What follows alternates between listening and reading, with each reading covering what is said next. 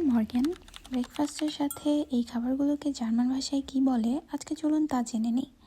পাকা পেঁপে German word হলো দি পাপায়া, আর অনেকগুলো পাপায়া হলে বলবেন দি পাপায়াস। ডিমকে জার্মান ভাষায় বলা হয় দাস আই, আর একাধিক ডিম হলে বলতে হবে দি আয়ার।